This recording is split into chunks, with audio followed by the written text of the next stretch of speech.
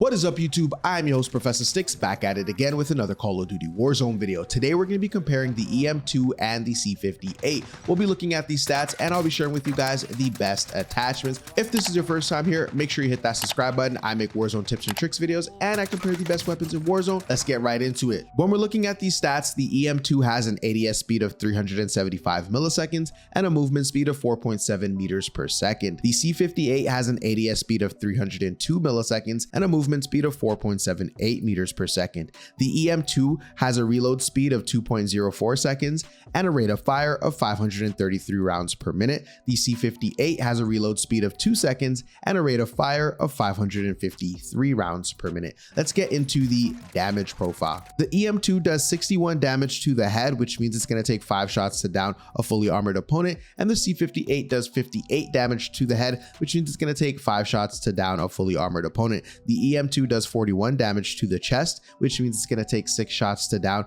a fully armored opponent, and the C58 does 37 damage to the chest, which means it's going to take 7 shots to down a fully armored opponent. Now keep in mind that the effective damage range for the EM2 is within 26 meters, and for the C58 is within 25 meters. Now, of course, with attachments, you can extend that. Now, looking at the time to kill, the EM2, if you hit all of your headshots, is going to down a fully armored opponent in 450 milliseconds, and the C58, if you hit all of your headshots, you are going to down a fully armored opponent in 434 milliseconds. The EM2, if you hit all of your chest shots, you are going to down a fully armored opponent in 675 milliseconds, and the C58, if you hit all of your chest shots, you're going to down a fully armored opponent in 651 milliseconds. Now, if you do mix in one headshot with the EM2, you are going to down a fully armored opponent in 563 milliseconds, which is a very good time to kill. And with the C58, if you hit one headshot, you are not going to reduce your time to kill. It is still going to be 651.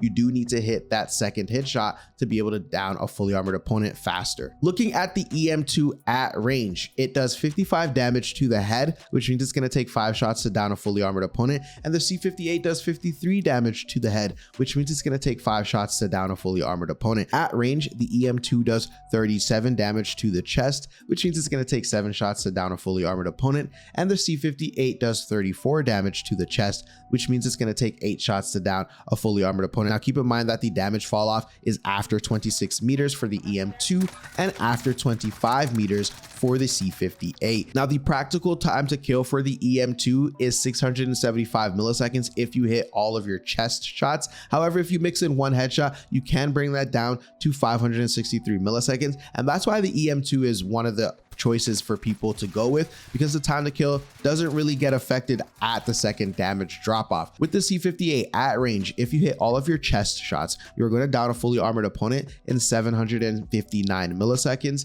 However, if you hit one headshot, you can bring that time to kill down to 651 milliseconds. Now, here are the best attachments. All right, so for the EM2, you're going to want to go with the agency suppressor. You're going to want to go with the 27.4 inch Ranger barrel. This is going to give you bullet velocity and a little bit of vertical recoil control. Now, people ask me, why are you putting on the Ranger barrel if you're going to be using it as a sniper support? I'm still going to be using this for mid to long range. Sometimes you crack armor and you want to switch to your AR to be able to get the down. Sometimes people are pushing you and you just don't want to use your sniper, and so you want to have something that's still going to be decent at mid to long range, and so that's why I have the Ranger barrel on the EM2. If you don't want to put it on a barrel and you want to go for a maximum speed in terms of your ADS, then go ahead and put on the Serpent Wrap, take off the barrel, and then use the suppressor. That's going to give you a little bit of bullet velocity.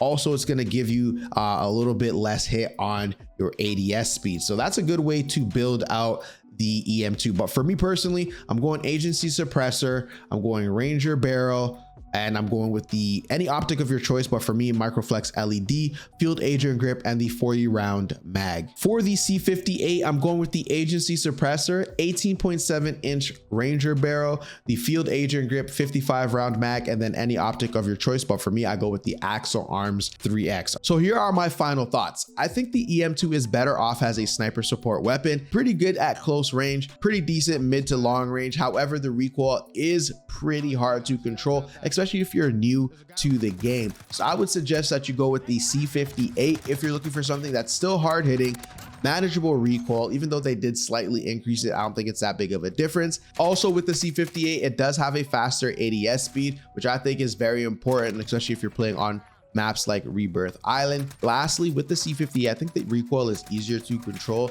than the EM2. And so those are my thoughts. You guys let me know in the comments down below. As always, guys, make sure you guys hit that like button, make sure you guys hit that subscribe button so you can find your way back for more Call of Duty content. I'll see you guys on the next one.